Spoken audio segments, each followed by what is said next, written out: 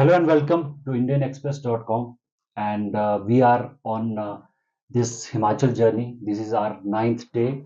We started back in last Monday, and after visiting all through Mandi, Kulu, and Manali, we are in Shimla. Shimla is also one of the most affected districts in Himachal Pradesh in 2023. And here with me is Mr. Om Prakash Bureta. He's a very well-known geomorphologist. He'll explain what this term means, and he has a very vast experience in environment, understanding the geology and geography of this region. He has, done his PhD in this same subject, and recently he also presented a paper in Chennai on climate change, and the subject was sinking Himalayas, the classic example of ignored warnings, planned destruction and sidelining people so welcome sir स्वागत है आपका please tell us कि आपका पहले तो expertise क्या है और जो जो आपने 20 साल में काम किया थोड़ा सा उसके बारे में बता के हम सब्जेक्ट पे चलेंगे ओके सो मेरा पीएचडी जो है जियोमॉर्फोलॉजी में है और ये दरअसल ज्योग्राफी और जियोलॉजी का कॉम्बिनेशन है कि जो धरती के अंदर प्रक्रियाएं चल रही हैं और धरती के ऊपर चल रही हैं और मानव कैसे उसको बदल भी रहा है और कैसे उससे प्रभावित हो रहा है। अच्छा। तो जैसे जो लैंडस्लाइड भी आते हैं वो अंदर जो हमारे जियो टेक्टोनिक इवेंट्स चल रही होती हैं उन दोनों का सामंजस्य था। 1995 में मेरा पीएचडी हुआ था देहरादून से और उस समय उत्तरकाशी में एक 1991 में 21 अक्टूबर को आया था उसका हमने स्टडी किया था। उसके बाद डिफरेंट स्टडीज किए थे और एक मैं उसमें डिटेल में भी रखना चाहूँगा। एक चिड़गांव में एक हुआ था 11 अगस्त 1997 को, पूरा हमने स्टडी किया था। ये चिड़गांव कहाँ पे पड़ता है? चिड़गांव पब्बर वैली है, शिमला जिला का एक जुब्बल ब्लॉक है, उसमें पब्बर वैली में आंध्रा खट में पड़ता है, वहां पर चिड़गांव है। वहाँ क्या हुआ था 97 में? 1997 में 11 अगस्त को एक बहुत बड़ी बाढ़ आई थी और 10:30 बजे के करीब जो है एक पहला फ्लड आया था और क्लाउड बस्ट हुआ था अपर उसमें रेंज में और उसके बाद 1:30 बजे दूसरा आया था। पर उसके कारण क्या थे वो बहुत बहुत इंटरेस्टिंग है क्योंकि ये कहा गया कि ये मैन मेड नहीं है। पहला हमने जब हिमाचल में इस्तेमाल किया था ये टर्म की it is a man made, ये मानवीय आपदा है ना कि ये देवीय प्रकोप है। उसमें इसकी कंट्रोवर्सी भी हुई थी कि जो हमारा रिपोर्ट भी छपा था ये मैन मेड कैसे कह सकते हैं आप, ये मैन मेड नहीं है तो नेचुरल है, इट्स अ नेचुरल। तो उसके कई कारण थे, उसके कारणों को अगर हम जाने तो शायद आज की बातें भी उसमें से काफी तो निकल थोड़ा के आ सा सकती डिटेल है। में बताइए कि उसका क्या कोरिलेशन है आज का जो what are happening in Himachal Pradesh. तो दरअसल हमारे को समझना पड़ेगा, बहुत ब्रीफ में 5 पॉइंट थे उसमें कि एक जो बादल फटता है वो क्यों फटता है, कि बादल फटना कोई ऐसा नहीं है कि उसमें आपने कोई नोक चीज कर दिया और नीचे गिर गया। 10 mm से ज्यादा अगर रेनफॉल अगर 1 घंटे में होती है तो उसको बादल फटने की प्रक्रिया कहते हैं। आम जनता के लिए अगर इसको समझाएं कि अगर आपका वैली का टेम्परेचर और एकदम से ऊपर जहां पर वो हाइट में जाता है वो एकदम से बदल जाता है, कम हो जाता है तो स्क्वीज हो जाता है, तो बादल फटने की घटना हुई। और जरूरी नहीं कि जहां से वो निकला वहीं पर वो बारिश से 10-20 किलोमीटर आगे पीछे भी वो हो सकता है। पर दिक्कत कहाँ आती है कि जो आपका वैली का टेम्परेचर बढ़ रहा है वो भी कहीं ना कहीं हमारी मानवीय प्रक्रियाओं से बढ़ रहा है। तो पहला कारण तो वो था कि जो पब्बर वैली में जो 100 सालों में जो वैली और हाइट का जो टेम्परेचर है वो बहुत तेजी से नहीं नीचे का वैली का बढ़ा बट हाइट का नहीं बढ़ा। अब पहला कारण। दूसरा कारण था कि जो अल्पाइन पास्चर थे जहां पर भेड़ बकरियों को ले जाते थे चराने के लिए वो अनसाइंटिफिक ग्रेजिंग हुई।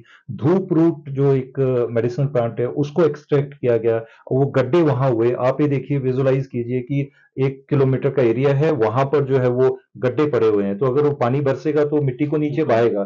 तो पहला टेम्परेचर का बढ़ना, दूसरा वहां पर अनस्टेबल हमने उसको जमीन दी, अपनी जमीन को नहीं बचाया, वहां पर अलग गलत ढंग से हमने उसका अनसाइंटिफिक ग्रेजिंग और अनसाइंटिफिक हमने धूप रूट एक्सट्रैक्शन किया। तीसरा जो पॉइंट महत्वपूर्ण है जो इस पूरे के पूरी प्रक्रिया में, कि जब से 1988 80s में जो है वो ग्रीन फेलिंग पे बैन लगा था तो फॉरेस्ट कॉर्पोरेशन सैल्वेज करता था जो पेड़ गिर जाते थे। उस वैली में पिछले 5 सालों से वो उन्होंने उठाए नहीं थे। तो आप ये देखिए कि पानी बरसा, मिट्टी बही, पत्थर बहे और नीचे जो है गोक्सवाड़ी एक जगह है उस मोड़ पे आके वो फंस गए और अर्दन डैम बना। तो ये आर्टिफिशियल डैम बना। एग्जैक्टली वो 10 बजे की ब्लॉकेज ब्लॉकेज हुई, नेचुरल ब्लॉकेज हुई, उसको आगे उसने तोड़ा और 10:30 बजे जो है पहला फ्लड आया, जिसने पूरे चढ़गांव को, स्कूल था वहां पर, एक स्कूल का टीचर जो है वो डोडा क्वार जा रहा था, रात को वहां रुका, वो निकल गया। उसमें एक प्रधान था, उसकी 4 मंजिला बिल्डिंग चलेगी। ये कहा जाता है कि जो सरकारी आंकड़ा था वो 300-400 का है, पर उससे ज्यादा जो है वो जो अन रिपोर्टेड थे वो भी उसमें डेथ हुआ उसका 10:30 बजे के करीब। उसके बाद दोबारा वो अर्दन डैम बना और उसके बाद 1:30 बजे दोबारा हुआ। और ये तीसरा कारण है कि अब आप देखें कि अगर टेम्परेचर ना बढ़ा होता, वहां पर अनसाइंटिफिक ग्रेजिंग और धूप रूट एक्सट्रैक्शन नहीं होती, वहां पर पेड़ निकल गए होते, तो वो डैम नहीं बनता। तो पहला कारण तो ये है, तो दिस इज मैन मेड। चौथा जो है, जिसको हम 1997 में जो एक हमारी रिपोर्ट भी निकल के आई थी, इस रिपोर्ट में हमने अक्टूबर 1997 को ये पब्लिश की थी, सरकार को भी दिया था और मीडिया में भी दिया था और रिपोर्ट भी काफी हुआ था। उसमें से हम कह रहे हैं कि जो आपका टेरेस फंड है, जो फ्लड प्लेन है, जो नदियों के किनारे, घाटियों के किनारे, आपको सेटलमेंट को नहीं बसना चाहिए।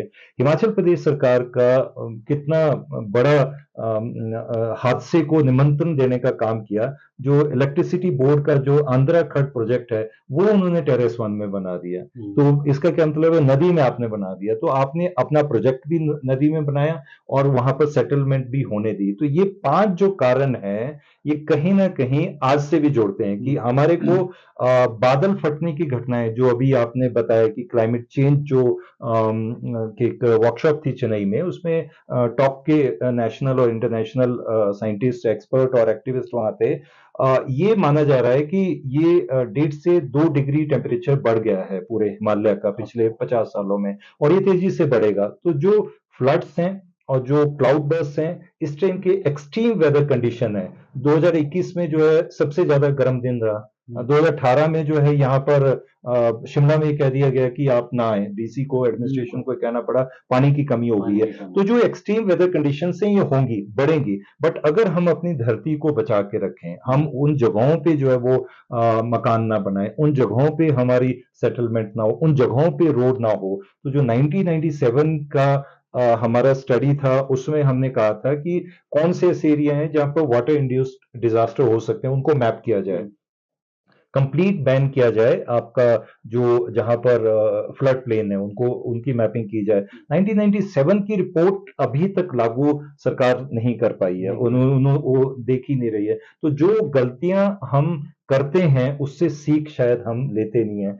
एसडीएमए की वेबसाइट पे लिखा है कि गलतियों से सीख लेके हम भविष्य को सुधार सकते हैं, बट शायद स्टेट डिजास्टर मैनेजमेंट अथॉरिटी बहुत अच्छी कोटेशन लिखी है कि भी हम गलतियों से सीखें जिससे कि हम रिपीट ना करें। बट अनफॉर्चुनेटली हम सरकार और जो दूसरे संगठन हैं और जो लोग हैं, सभी मिलके जो है ये आपदा को निमंत्रण दे रहे हैं। सर, जो 1997 में ये चटगांव का इशू आपने बताया, जो इंसिडेंट आपने बताया, 400 लोगों की जान गई, ऑफिशियल आंकड़े 400 का, पता नहीं हजारों मरे होंगे उसमें। उसके बाद आपने बताया कि रीसेटलमेंट वापस हो गई, हाइड्रो प्रोजेक्ट वहां पे लग गए, है ना, इग्नोरेंस का पूरा गिरा। आज किस अगर सिचुएशन को देखी जाए जो पूरे हिमाचल को आज फेस करनी पड़ी, जिसको स्टेट गवर्नमेंट कह रही है कि नेशनल डिजास्टर है, तो और जो मंडी, कुल्लू, मनाली, शिमला में जो भी हुआ, इसमें सेम चीज मैंने देखी है पिछले 8-10 सालों की। आपकी रीसेटलमेंट जो नदी किनारे है, स्कूल नदी किनारे हैं, कम्युनिटी सेंटर नदी किनारे हैं, पूरी पूरी बस्तियां नदी किनारे बस्ती बसी हुई। हाइड्रो प्रोजेक्ट्स हैं, उनका पानी अगर जब ओवरफ्लो होगा तो उनको छोड़ना पड़ेगा, वो भी नदी पे है। इलीगल मकिंग का इशू सामने आया है, जो मलबा आप इलीगल तरीके से लिंक रोड्स बनाते हैं, कोई बनाते, उसका इशू है। तो आज क्या स्थिति है? अब मैं स्पेसिफिकली आपसे शिमला की बात करना चाहता हूँ कि शिमला आज किस क्राइसिस में 2023 में। पहले 2 पॉइंट में पूरे हिमाचल में रख लूं, उससे कनेक्ट होगा शिमला भी। आपने कहा कि जो सारा का सारा आपने बताया, रोड्स का बताया, मक का बताया, सब कुछ जो उसको देखते हुए अगर हम देखें, 12 जून को मैं कुल्लू गया था, अटल टनल के पास किसी फील्ड स्टडी पे। उस समय पिछले 8 सालों के बाद मैं वहां पर गया, तो उस समय ऐसा लग रहा था, मेरा स्टेटमेंट भी था, वो शायद भविष्यवाणी थी कि कुल्लू तो गया, मनाली तो गया, ये था क्योंकि आपने ऐसी जगहों पे आपने सड़कें बना दी जहां पर वो स्टेबल नहीं है।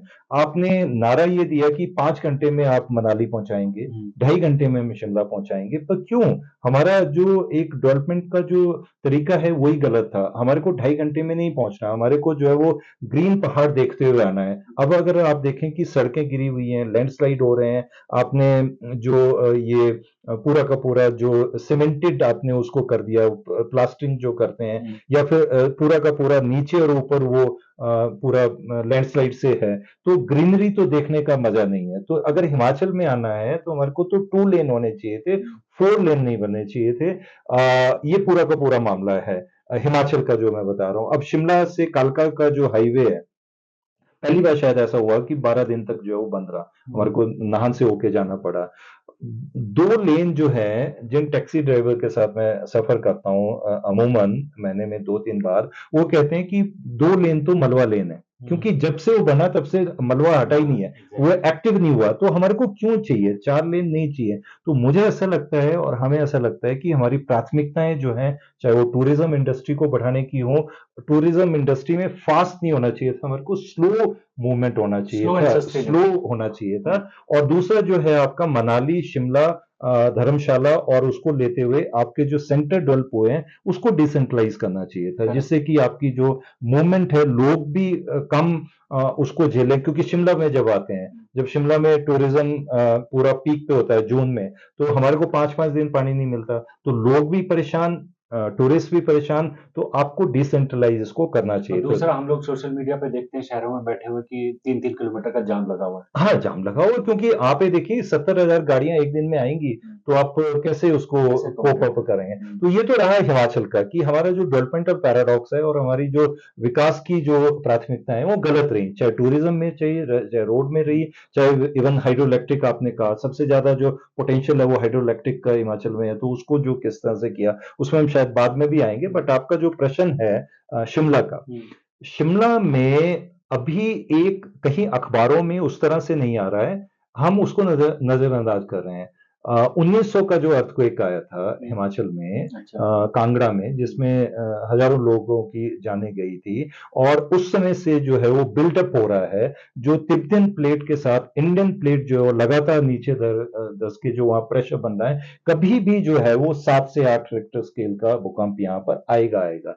शिमला तो ये माना जा रहा है कि अगर शिमला में अर्थक्वेक आया, चाहे ये आपका लैंडस्लाइड हो या ना हो, पर शिमला जो है नीचे धंस जाएगा, उसको नजरअंदाज हम कर रहे हैं। शिमला का अधिकतर जो स्लोप है वो हमने जो है वो ऐसी जगहों पे बसाया है जहां पर वो लूज डेटा है। पहला, लैंडस्लाइड प्रोन एरिया है, अर्थक्वेक प्रोन एरिया है। सबसे इंपॉर्टेंट जो शिमला या इस जगह के शहरों को किया, हमने ड्रेनेज ब्लॉक कर दिया है। आप हाई कोर्ट के पास देखें, आप लिफ्ट के पास देखें, आप कृष्णनगर जो नीचे बहाव उसके पास देखें, आप गए होंगे शायद। आप यहां पर देखें संजौली में, जहां पर हम आज बैठे हैं, 23 अगस्त को जो है यहाँ बहुत बड़ा वो एक पॉन्ड सा बन गया और वो नीचे निकल गया और 200 पेड़ नीचे भाग के ले गया, क्योंकि ड्रेनेज ही नहीं है आपके पास। तो आपने ड्रेनेज को ब्लॉक कर दिया, तो पानी कहां जाएगा? दरअसल अगर इसको एक लाइन में कहा जाए, जो मैंने चिड़गांव का भी बताया, कि पानी बरसा, पानी जहां बरसा उस मिट्टी को हम संभाल के रखेंगे, जहां से वो बह के जाएगा उस चैनल को क्लियर रखेंगे तो नुकसान नहीं होगा। बहुत ही मतलब सिंपल। इंपॉर्टेंट है ये एग्जैक्टली पानी को मैनेज करना। ये हर इंसान को अपने दिमाग में बिठा लेना चाहिए, खासकर जो पहाड़ों में रहते जी। हैं, कि आपको जो पानी का नेचुरल एग्जिट है उसके उसको रास्ते को बिल्कुल एनक्रोच नहीं करना है। नहीं करना नहीं है। करना। दूसरा जो जमीन खिसकने की बात है, वहां पे प्लांटेशन मुझे लगता है। हाँ हाँ। हाँ, अब प्लीज कंटिन्यू। तो मोटे तौर पे जो आप शिमला की बात कर रहे हैं, जैसे अभी 14 अगस्त को आया जो एडवांस स्टडीज के पास है, अब उसमें अभी बातचीत हो रही है, हमारी डिफरेंट एक्सपर्ट्स से उनके बात हो रही है कि 100 साल पहले जब वो बना था तो उसका जो डंप था उस साइड को था, जहां पर वो गिरा, जो नीचे शिव मंदिर है। ऊपर जो है, अच्छा हमारा तालमेल भी नहीं है, भारतवर्ष में डिजास्टर मैनेजमेंट में जो डिफरेंट डिपार्टमेंट उनका तालमेल की कमी दिखती है। आपका मैनेजमेंट प्लान बहुत अच्छा होता है बट नहीं है एग्जीक्यूशन में बहुत एक्सक्यूशन में। ऊपर वाला सीपीडब्ल्यूडी के पास है, नीचे वाला एमसी के पास है रोड, उसके नीचे वाला पीडब्ल्यूडी के पास है, उससे नीचे रेलवे, वो रेलवे के पास है। चार एजेंसी, फॉरेस्ट भी होगा, फॉरेस्ट भी है। फॉरेस्ट तो अब उनका तालमेल नहीं बना। बहुत सारे जो वैज्ञानिक थे और जो जोग्राफर थे, डॉक्टर मर्ड हैं जो कि प्रोफेसर एंड हेड रहे हैं ज्योग्राफी डिपार्टमेंट के, उन्होंने कहा कि काफी हमने बोला कि इसको नेचुरली इसको खाली कर दें, मतलब इसको एक्सकवेट करके मैनेज करें और इसमें कुछ इसका समाधान करें जिससे कि अगर कभी गिरा भी तो नीचे जो है वो नहीं धसे। तो अब उसके एक पार्ट है कि आपने उसकी मैनेजमेंट नहीं की, दूसरा पार्ट है कि जो मैंने पहले कहा कि जो नेचुरल फ्लो है उसको आपने ब्लॉक कर दिया। जो शिव मंदिर है वो बिल्कुल आपका जो है वो उसमें बसा है। तो मुझे ऐसा लगता है कि आने वाले समय में हमें इस बात का ध्यान रखना पड़ेगा कि हम कहाँ पर अपनी बस्तियों को बसा रहे हैं, कहाँ पर अपने मकानों को बसा रहे हैं, कहाँ पर हम अपने कंस्ट्रक्शन को बढ़ा रहे हैं। तो ये मोटे तौर पे है। अच्छा, तो जैसे कल हम एक प्रेस कॉन्फ्रेंस में थे जहाँ पे जी। चीफ मिनिस्टर ने बहुत ब्रीफली कहा, उन्होंने कहा कि हम पॉलिसी रिफॉर्म पर काम कर रहे हैं हर डिपार्टमेंट में, ठीक है? तो आपको क्या लगता है किस तरह की पॉलिसी रिफॉर्म्स की जरूरत है अभी हिमाचल में? ओके, अब हमें लगता है कि जिस समय हमने ये कहा था, ये वाली रिपोर्ट जो है बहुत पुरानी है, सरकार को भी दी थी, अब तो पता नहीं उनके पास कहाँ पर होगी और इसी से जुड़े मैं और जोड़ दूं, जी। क्या आप कंसल्टेशन में हैं किसी तरह से गवर्नमेंट की तरफ से अप्रोच ओके। किए? ये भी इसमें जोड़ जी, तो हमें लगता है कि सरकार जो है, अभी की सरकार जो है वो बहुत सारे ऐसे कदम उठा रही है जो कि स्वागत के योग्य है और बहुत अच्छे ढंग से जो है वो, हमें इस बात को कहने में गुरेज नहीं कि उन्होंने किया भी है। बट उसके बावजूद भी लिगेसी ऐसी है विभिन्न सरकारों की कि हमने उस तरफ ध्यान नहीं दिया। बहुत अच्छा आपका प्लान बन जाएगा, वो इंटरनेट पे होगा, मैप में पड़ा होगा, बट वो मैप जो है एक आम इंसान जिसका खेत बहेगा, जिसका आपका गौशाला बहेगी, जिसका आपका मकान बहेगा, उसको तो नहीं पता है ना। तो सबसे इंपॉर्टेंट पॉइंट मैं बहुत साधारण भाषा में कह रहा हूँ, स्पष्ट भाषा में कह रहा हूँ कि सरकारों को चाहिए कि जो गांव के लेवल पे दे शुड बी प्रोसेस।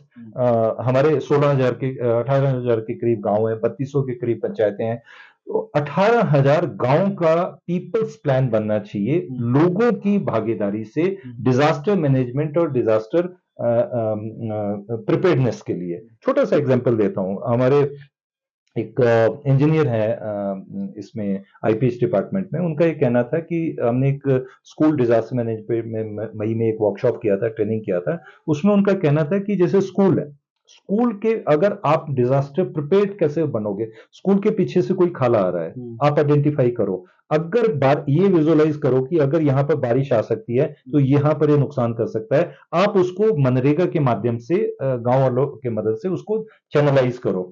एक मैं छोटे छोटे पॉइंट दे रहा हूं मैं, क्योंकि वो इंपॉर्टेंट है। बड़ी बड़ी बातें करने से नहीं चलेगा, आपको छोटे छोटे गांव के लेवल पे वो मैनेज करना पड़ेगा। हमारे प्लान्स इंटरनेट पे किताबों में नहीं, वो जमीनों में लोगों के दिमाग में होने चाहिए और उनको ओनरशिप उनकी होनी चाहिए। दूसरा पॉइंट उन्होंने क्या कहा कि स्कूल जो है जहां पर उनका टॉयलेट होता है उसके पीछे 200-2000 लीटर की टंकियां होती है, हमेशा वो एग्जिट पे होते हैं। मान लो अगर अर्थक्वेक आया, लैंडस्लाइड आया, बच्चे अगर भागेंगे और वहां पर वो आपका 2000 लीटर का टैंक जो है वो नीचे चला गया तो डेफिनेटली वो अलग से डिजास्टर हो जाएगा। बहुत छोटी मगर बहुत काम की बातें हैं जी। एक जैसे इस ये वाले पॉइंट जो है हमारे को बहुत साधारण भाषा में अगर लोगों की कैपेसिटी को बढ़ाया जाए और उनको कहा जाए कि आपने यहां पर प्लांटेशन करनी है, यहां पर मकान नहीं बनाना है।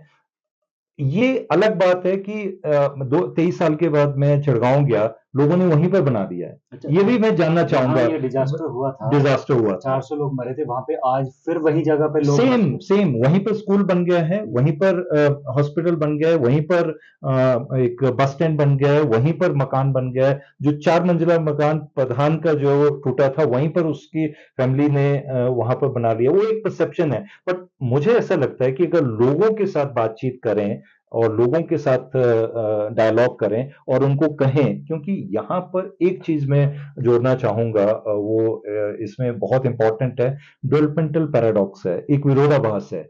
ये भी कहा जा रहा है कि डीकंजेस्ट किया जाए, ठीक है, ये भी कहा जा रहा है कि कंस्ट्रक्शन को बैन किया जाए, पर क्या हम कर पाएंगे? क्योंकि विकास की प्राथमिकताएं क्या है हमारी। मैं एक छोटा सा और एक बहुत, क्योंकि मैं बड़ी बड़ी बातें करने के बजाय छोटे जो नुक्ते होते हैं उन पे फोकस करता हूँ।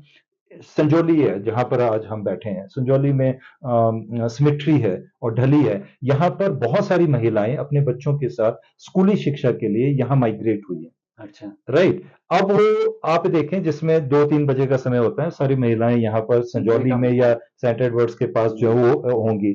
उसका क्या मतलब है? डेवलपमेंट का जो हमारा तौर तरीका है, गांव में शिक्षा अगर अच्छी मिलेगी तो शहर जो है वो कम बसेंगे। गांव में अगर स्वास्थ्य सही होगा, गांव में रोजगार के अवसर सही होंगे। ये तो मैं शिमला की बात कर रहा हूँ, दूसरे शहरों की बात करें तो हालांकि अर्बनाइजेशन को एक विकास का आईना माना जाता है, इंडिकेटर माना जाता है, पर हमें लगता है कि पहाड़ों में अर्बनाइजेशन जो है जितनी कम हो, डीकंजेस्ट अगर हमें करना है तो विकास को गांव में बसाना पड़ेगा। एक आपने प्रश्न किया था कि क्या सरकार सरकार की तरफ से तो नहीं, बट हमने अप्रोच किया था कि हमने इस टाइप का हम पहले से 23 साल पहले से कहते आ रहे हैं, तो हमने उनको कहा भी है, एक मेमोरेंडम दिया भी है, और अगर उनकी तरफ से कुछ ऐसा आएगा तो डेफिनेटली हम तो जनता के बीच में अभी तक कोई अभी अप्रोच नहीं किया। अच्छा, इसी से जुड़ा एक और सवाल है सर, कि आपने कहा कि डीकंजेशन करने की जरूरत है हमें शहरों से। टूरिज्म बहुत बड़ा यहाँ हमारी इकोनॉमी को चलाने के लिए टूरिज्म का बहुत बड़ा फैक्टर है। तो क्या यहाँ पर शिमला, मनाली, है ना, जो बड़े बड़े आपके टूरिस्ट पॉइंट हैं वो बहुत कंजेस्टेड है अभी, ठीक है, तो क्या हमें टूरिज्म में डिसेंट्रलाइज करने की जरूरत नहीं है? अपने टूरिस्ट को गांव, छोटे छोटे जो आपकी हिल्स है वहां ले जाने की जरूरत नहीं है, और उसको छोटी छोटी जैसे सड़क कनेक्टिविटी हुई, वहां की सुविधाएं छोटी छोटी बनाने की जरूरत है, ताकि थोड़ा सा फैलाव हो, बिल्कुल एक जगह इकट्ठा ना हो। बिल्कुल नहीं, इसमें एक पॉइंट और मैं हिस्टोरिकली बिल्ड करना चाहूंगा, क्योंकि हुआ क्या, हमारा जो राज्य बना वो किस अपेक्षा पे बना कि पंजाब से अलग था, हरियाणा हरियाणा अलग बना, पंजाब बना, बट हमारा हिल स्टेट क्यों बना? जैसे उत्तराखंड भी बाद में बना, क्योंकि हमारे को विकास चाहिए था। विकास में सबसे पहले डॉक्टर वाई एस परवार ने कहा कि सड़कें जो है जीवन रेखा है हिमाचल प्रदेश की या हिमालय की है। इलेक्ट्रिसिटी मिली, शिक्षा भी गई और स्वास्थ्य भी गया, बट उसको बिल्ट अप नहीं कर पाए। पोस्ट लिबरलाइजेशन 90 के दशक के बाद में जो को पूरा का पूरा एक खुले एक बाजार का दौर आया, उसमें ये कहा गया सरकारों को कि आप अपना जो रेवेन्यू खुद जनरेट करें। हिमाचल के पास क्या रेवेन्यू है? हिमाचल के पास या तो जंगल है या फिर पानी है। हाइड्रो इलेक्ट्रिसिटी पे फोकस हुआ। जंगलों में हर एक साल 1.5 लाख करोड़ का हम जो एक पूरा का पूरा एनवायरमेंटल सर्विसेज है कि अगर जंगल हम बचाएंगे तो प्लेन को हम बचाएंगे। जो 80s में बाढ़ आई थी, तो 1/3 जो है उसको आपको जंगलों में रखना है, तो हम कहां पर विकास कर पाएंगे? तो उस समय ये दौड़ हुआ जो आपने कहा कि टूरिज्म की तरफ भी बढ़ा। अब वो टूरिज्म जो है अगर आगे जाएगा, टूरिज्म अगर नीचे जाएगा, तो जैसा आपका कहना है कि आपको करना तो पड़ेगा, बट वो कंट्रोल उसमें करना पड़ेगा। ये विरोधाभास है। अगर मैं ऐसा कह दूं कि इसको डीकंजेस्ट कर दिया जाए, तो ये भी होगा कि जो टूरिज्म के नाम पे जो कई बार जो वो एक जो होता है, चाहे वो कल्चरल पोल्यूशन है या कुछ कहें, उसको हम गांव की तरफ देख रहे हैं ना, वो एक उसको ध्यान में रखते हुए अगर करें तो मुझे लगता है कि इसको डीकंजेस्ट करने के लिए बहुत इंपॉर्टेंट एक आपका बहुत ही सिग्निफिकेंट काम रहा है जोशीमठ और उत्तराखंड में भी। थोड़ा सा अभी जोशीमठ बहुत नेशनल अटेंशन का हिस्सा बना हुआ था जी। वहां किस तरह का क्राइसिस है, और पूरे हिमालयन को रीजन को आप कैसे देखते हैं क्राइसिस के नजर से? देखिए, जो मैंने पहले कहा कि ये भूगर्भीय जो है बहुत अनस्टेबल उसमें है।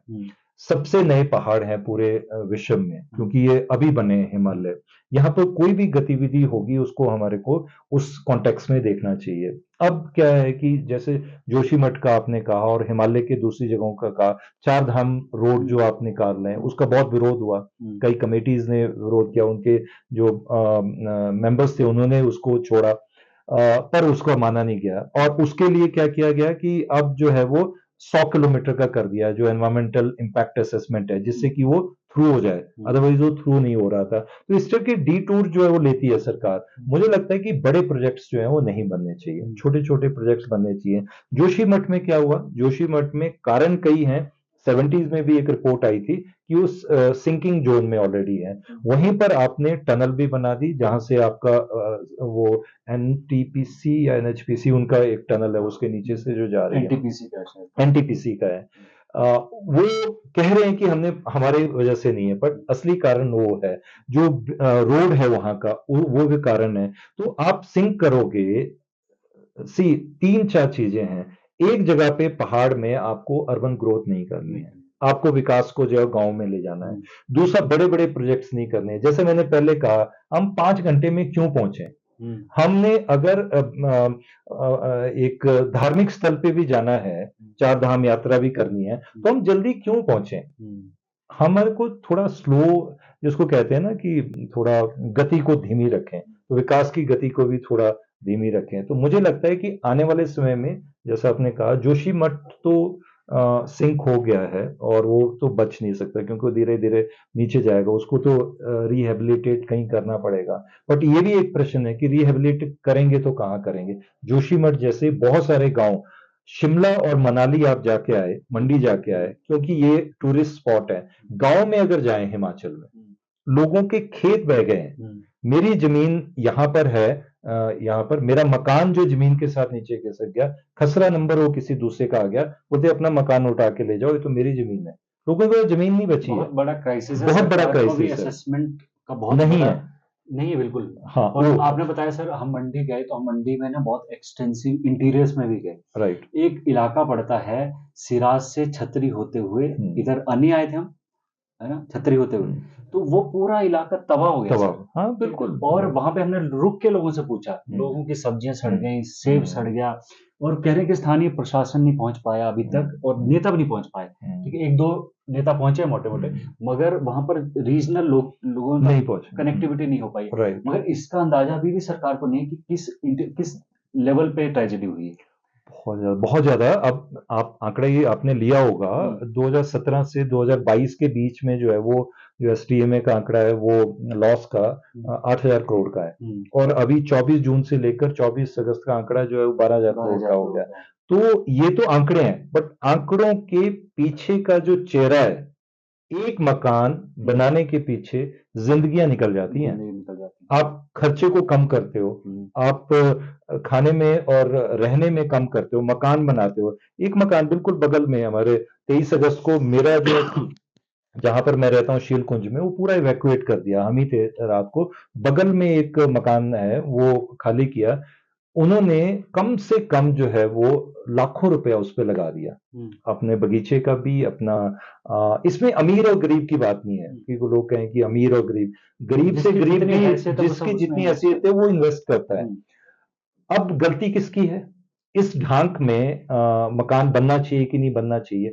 हम एक और एक पॉइंट बहुत इंपॉर्टेंट है, जिसमें हमने ये वाली रिपोर्ट, मैं बार बार इसको कोट कर रहा हूं, इसके हमने एक रिकमेंडेशन उसमें की थी कि फ्लड जोनेशन होना चाहिए, मैपिंग होना चाहिए। 1997 में हमने कहा था। उत्तराखंड में 2012 में उत्तराखंड फ्लड जोनेशन एक्ट बना। कितना लागू हुआ नहीं हुआ वो अलग बात है, सही बना या नहीं बना वो अलग बात है। हिमाचल प्रदेश में 2018 से लेकर 2022 के बीच में जल शक्ति विभाग और डिपार्टमेंट ऑफ रेवेन्यू के बीच में वो जा रही है फाइल की भी। आप कमेंट करें, आप एक कमेंट करें, इसको तो बनना चाहिए ना। हिमाचल में फ्लड जोनेशन एक्ट जो है वो बने और उन जगहों के लिए कोई जोनेशन एक अथॉरिटी हो जो कि कंट्रोल करे, तब तो एक्ट से डिराइव होगा ना पूरा, अभी पॉलिसी बनाने से नहीं होगा।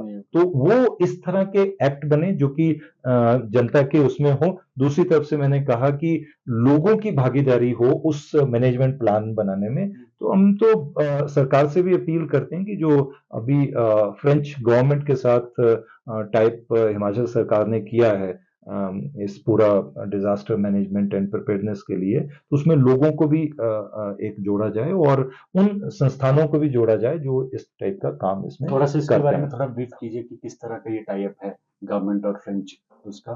नहीं, इसमें ज़्यादा डिटेल तो मैंने भी अखबारों से पढ़ा, कोई उसका मेरे पास कॉन्सेप्ट नोट अभी नहीं आया है, बट उसमें ये माना जा रहा है कि पूरे हिमाचल प्रदेश को जो है वो इस टाइप के जोन्स में बांटा जाएगा जहां पर गतिविधि किस तरह की हो और लोगों को कैसे तैयार किया जाए। बात तो हो रही है, बट उसको नीचे के लेवल पे ले जाने के लिए आपको गांव के लेवल पे, जैसे कोविड में एक पंचायत लेवल टास्क फोर्स बनी थी, एक कोविड टास्क फोर्स, अगर इसका भी एक डिजास्टर मैनेजमेंट टास्क फोर्स बने और उसका पंचायतों को जिम्मेदारी दें। एक केरला को मुझे लगता है कि हम हमेशा देखते हैं शिक्षा में, स्वास्थ्य में, क्योंकि अच्छा वो काम करते रहे वहाँ की सरकारें, सक्सेसिव गवर्नमेंट, वहां पर बहुत बड़ा बाढ़ आई थी, 2 बार बाढ़ आई है ना, अभी तो पिछले रिसेंटली भी आई थी पिछले 4-5 सालों में।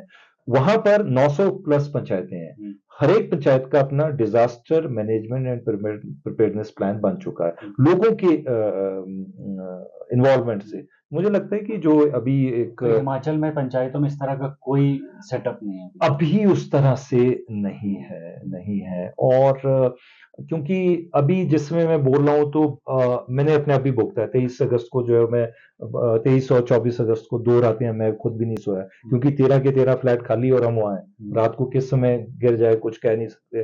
तो मैं शायद अतिशयोक्ति नहीं करूंगा कि हमें अभी एक जिसको कहते हैं कि जरूरत है सारे विकास के नजरिए को बदलने की, समाज को साथ में ले जाने की, जो राजनीति है वो ना हो, है ना। हिमाचल सरकार कह रही है कि नेशनल डिजास्टर हो, केंद्रीय सरकार कह रही है कि नहीं है, उनका एक अपना मानना है। तो इसमें ये मायने नहीं रखता कि सरकार किसकी है, लोग तो वही हैं। मुझे लगता है कि वो भी एक बहुत इंपॉर्टेंट फैक्टर है। ठीक है सर, लगता है कि सारे हमने टॉपिक्स कवर कर ही लिए हैं और आपने सुझाव भी दे दिए अपने। तो इसी नोट के साथ हम इस वीडियो को एंड करते हैं। Thank you so much sir for your insightful comments and observations. और हम ये भी उम्मीद करते हैं कि सरकारें इस तरह की जो रिपोर्ट्स चाहती हैं एक्सपर्ट्स की तरफ से, जो ज़मीन पे रहकर रिसर्च करते हैं, लोगों से बात करते हैं और साइंस को जानते हैं, उसकी जियोलॉजी को जानते हैं, उन रिपोर्ट्स को कंसिडर करें। वो फाइलें एक डिपार्टमेंट से दूसरी डिपार्टमेंट तक ना जाए और ये जो पॉलिसी लेवल है ये सिर्फ कंप्यूटर या फाइलों तक ना रहे बल्कि एग्जीक्यूट हो ग्राउंड लेवल पर। So thank you so much sir. So that's all for now. Stay updated, stay tune to indianexpress.com and thank you.